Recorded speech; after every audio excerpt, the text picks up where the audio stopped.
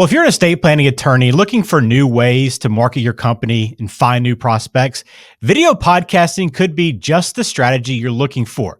Today, we're going to give you a few reasons why attorneys have seen success on YouTube and how you can do the same. Here at Third Wheel Media, we help you navigate the world of radio, podcasting, and video so that you can hit a home run with your content. On this podcast, we'll give you a behind-the-scenes look at what we do. This is Rounding Third, Conversations in Modern Media.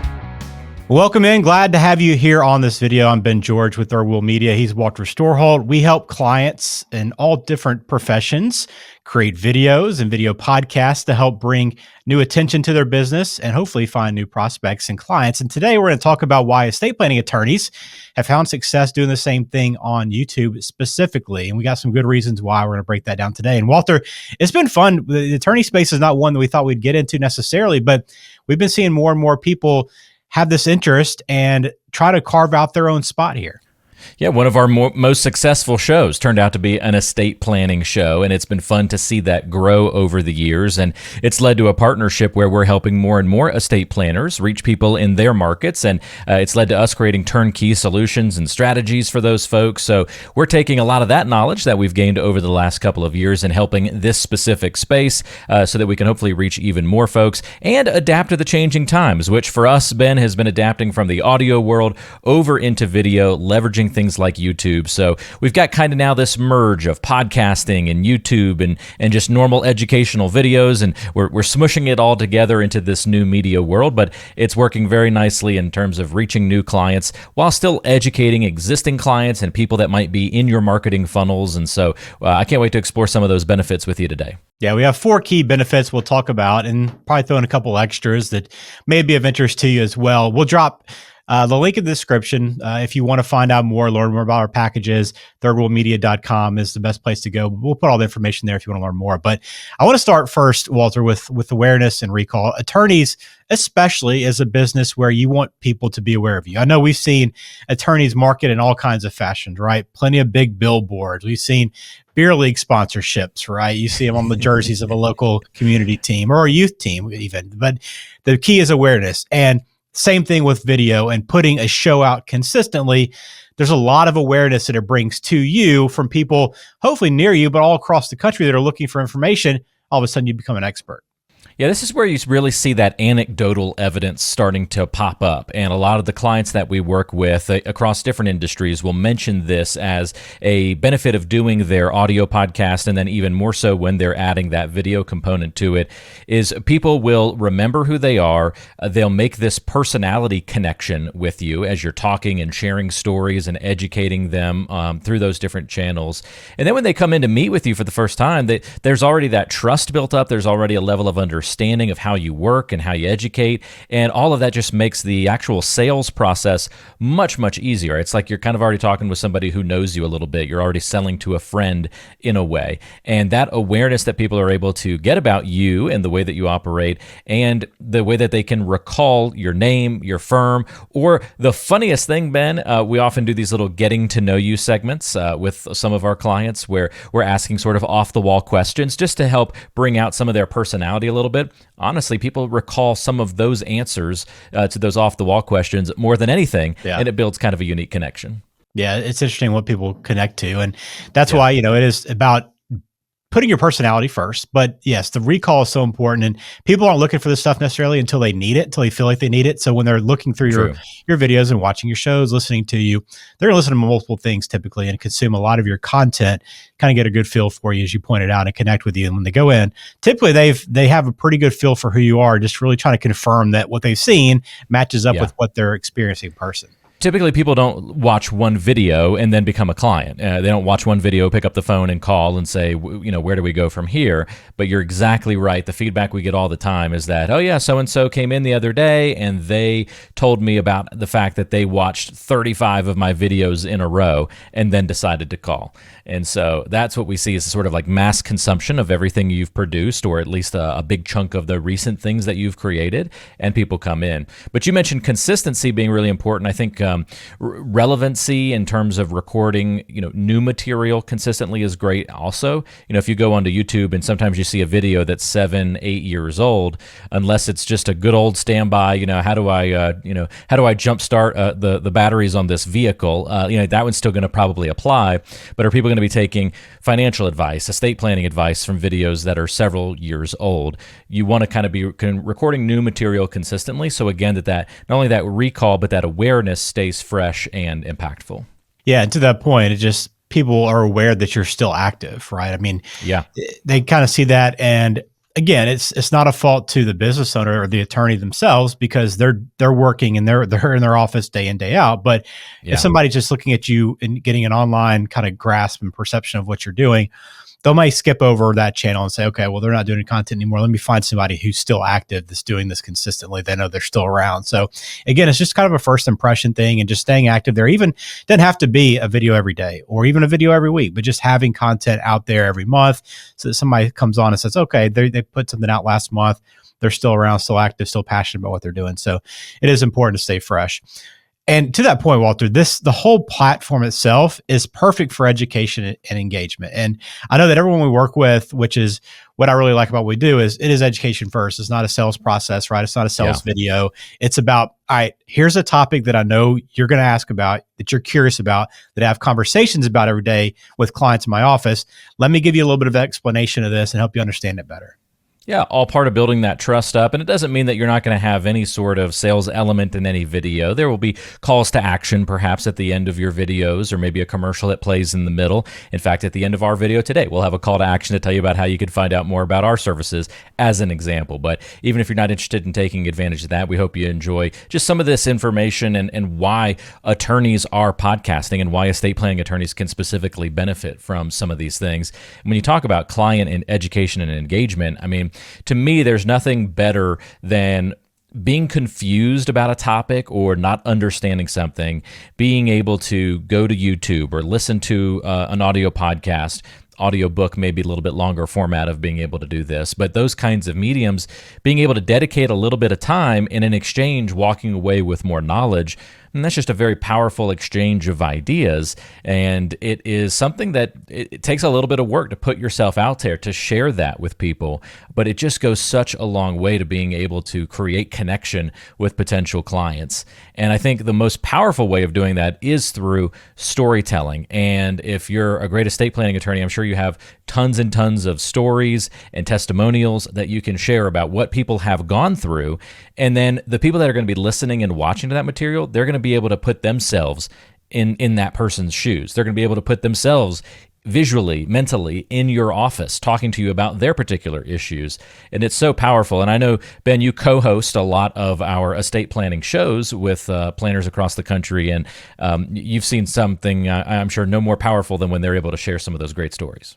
Yeah, it's always fun kind of hearing their process and how they work through things. And that's what everybody's kind of looking to learn, especially in the estate planning world, right? You're really curious about how it goes, the process itself. Do you even need it, right? I know a lot of people are always wondering, do I need an estate plan? I don't have a lot of money, or don't have a ton of assets, or you have to be rich to do it. But a lot of these things that kind of explain that and lay that out, that, hey, here are the other reasons why you do estate planning, and you have these other pieces of your life in order in case something happens. Well, those stories illustrate that perfectly, right? Like, do I need to do an estate plan? Yes. Well, that's not very effective.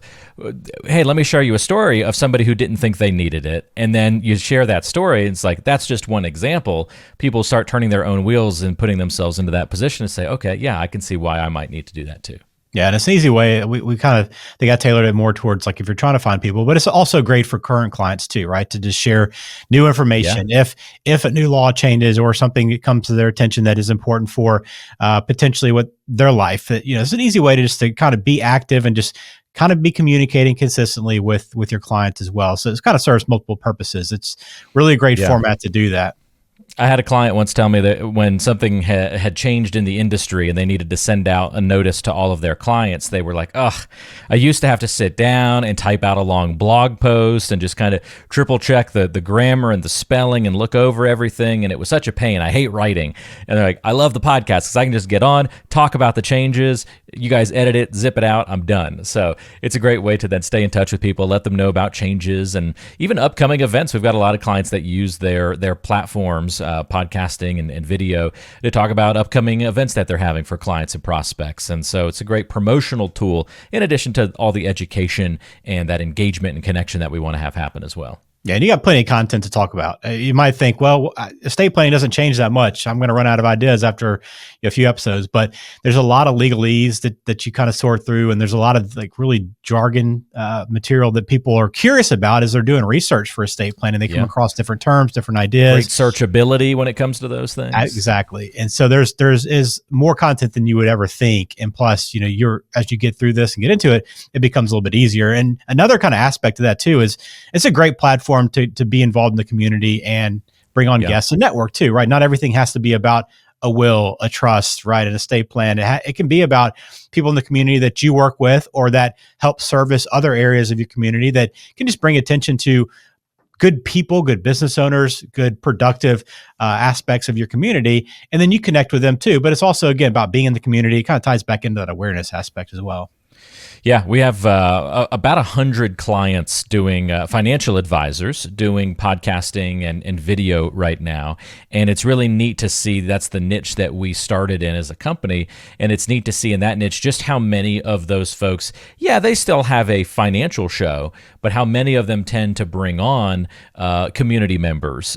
We've seen lots of interviews with local high school football coaches and talking about the start of high school football season in their local community, bringing on other entrepreneurs in the business, interviewing nonprofits, all sorts of really interesting ways to further ingrain yourself into the community, highlight and lift up others that are around you. So if you're an estate planner who just loves that community involvement aspect and creating those relationships, a podcast, a video channel gives you so many great opportunities to invite those kinds of people on your show, uplift them while further solidifying your networking and your relationships also. We've had some even lead to co-sponsorships and where they do shows together back and forth on each other's shows, estate planners and financial advisors. So there's a lot of really neat kind of crossover that can happen there. And again, just elevating your business to the top of mind in the community in a variety of different ways. And then finally, really, it's a great way to integrate into other marketing efforts, right? That's still the bottom line is video can easily translate into newsletters, can become content for your newsletters, for your blogs,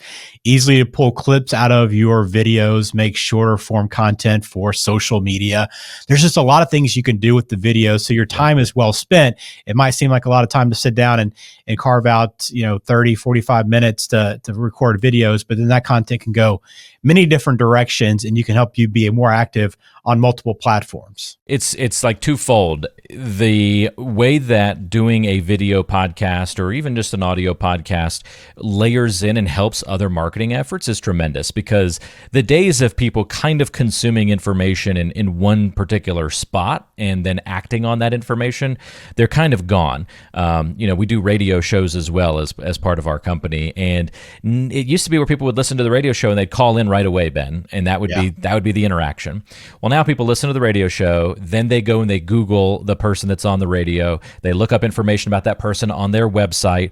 While they're on the website, they may listen to additional archived podcasts, or if they have a video channel, they then go watch YouTube videos. Then at some point in that ecosystem, they may download a PDF, a downloadable guide about a particular subject. They might be exposed to that person's Facebook posts that might include an upcoming event that they then attend. Well, where do you really count that lead came from at that point, right? Was it radio, or at the end of the funnel, they came to an event, or at some point in time, the video podcast podcast helped move them on to the next thing. So I think that's the nice thing about marketing these days, or the negative, I guess, if you liked it back when it was just simple and straightforward, is that you can do all of these different things and probably touch all different types of people by having that type of marketing. But that's the reality of the situation. So we like to use the video, Ben, as a way to then say, all right, that's the anchor of your content, but now we're going to draw out of that, like you mentioned, all these different ways that we can utilize it, from blogging to shorts, social media, putting it on your website, using graphics, turning that one effort into a lot of different pieces of material that you can use in different parts of your marketing. Yeah, it can go a long way. It can seem overwhelming with the marketing strategy, but you want to carve out your own piece of the internet, right? I mean, we want to be where people are. If people are going onto YouTube to search something, and it is the second largest search engine behind Google, you want them to be able to find you, right? You don't want them to find a competitor or find information from somebody else. You just want to be there. It's just like, you might not want to be on every platform, but you need to be where people are. And it's about being on the internet and having your own kind of real estate there where people are looking, where people are engaging and being active on every single day. So it can be so valuable to have that there. Anything else, Walter? Those are kind of the four, I think, biggest points of this, but I know you have some other stuff.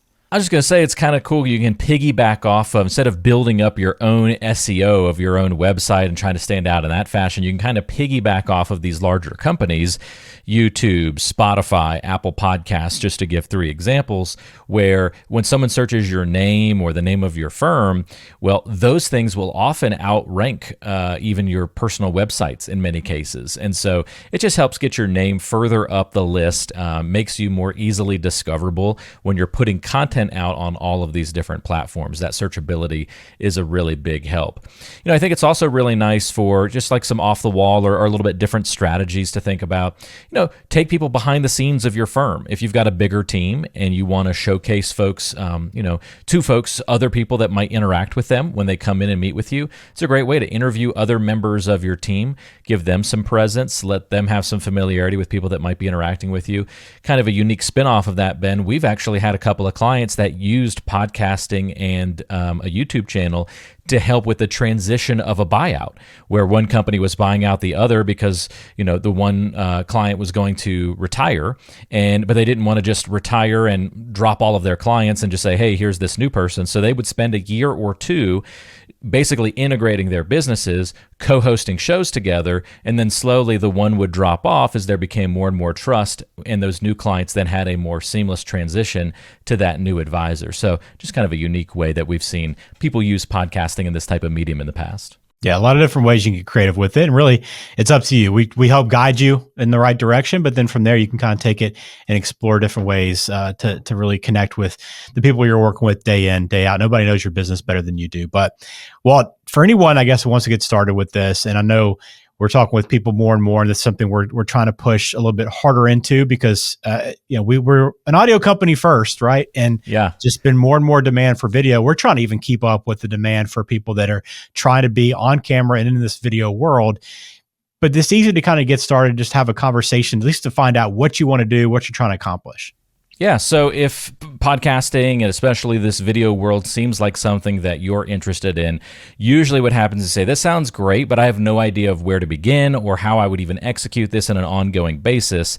Well, that's what I kind of am excited to say has really been the mark of our company over the decade plus that we've been in business. And that is taking this complex way of doing media and making it simple for the average person to achieve. Because we're often not dealing with professional broadcasters. We're working with folks who are business owners and working in the finance and estate planning and real estate worlds. And they're trying to say, how do I be on camera? How can I host? How can I look professional and still pull all of this off? And how can I do it in a way that doesn't take me away from my day job and it doesn't distract from that?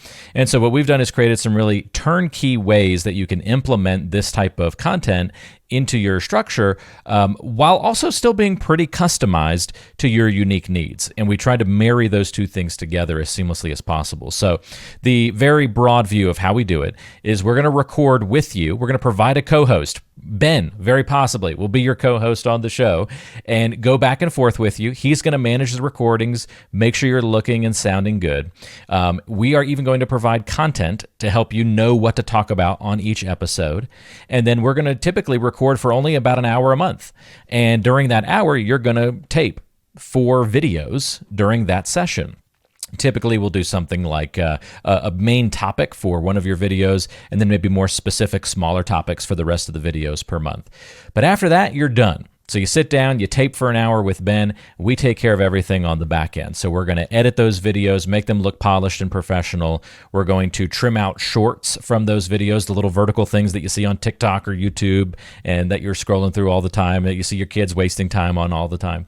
We're going to put those videos out onto YouTube and your social media accounts. We're going to post the audio podcast version to Apple and Spotify. The video is going to go to YouTube. We're going to create show notes and written material that goes along with each episode as well to help with that SEO and searchability aspect.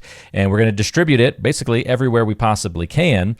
And then just repeat that process each month so that you can get consistent material going out all the time in about an hour a month of effort. And we've seen this model and the system work really well, Ben, for folks over the years. That's why we have people that are on show 300, 400, and beyond, and have been doing this. We've got a few people that are about to hit that decade of podcasting and video at this point. Yeah, audio is by itself, just doing a podcast consistently is very difficult. Add video into the mix, it seems like it's just an overwhelming amount of time that it takes to pull it off. You got to brush your hair and I guess you don't have to brush your teeth, but you probably should do that too. You got to put on something nice up top, right? At least up top, and then look presentable. But in all seriousness, I may or may not still be wearing gym shorts at the moment. Stand up for us, Walt. You need to make sure, right, that we're like, that's where we come in. We're there to help you, assist you through this process, and make it as simple as possible to be on YouTube, have a very professional presentation, have very good content, and be very organized and stay consistent. So if that's something you're interested in, again, we'll drop the link in the show notes where you can learn more about the packages that we offer and the work that we do. You can see some examples of that content there on our website as well. But again, go to thirdwheelmedia.com. Any final thoughts, Walter, for our estate planning and our attorney friends out there? Yeah, if you're interested but a little intimidated or just not sure where to start, let's just begin with a phone call. We can walk through things in more specifics, answer questions that you might have, complimentary consultations, so it doesn't cost you anything to inquire and ask. And so we're very approachable. Again, you probably would talk to me for an onboarding conversation or figuring out what the right steps are going to be for you. Ben may very well be your co-host, so there's not a lot of smoke and mirrors here. We're very approachable and open, and we do our own podcasting, obviously, so we know what it's like to go through it, the struggles and the challenges, and hopefully we'll make it really easy for you to implement. So don't hesitate to reach out if you've got any questions. Yeah, absolutely. Well, thanks for watching this video, Walt. Thanks for your time as always, and look forward to the next video we produce here at Third Wheel Media. Sounds good. Thanks, Ben.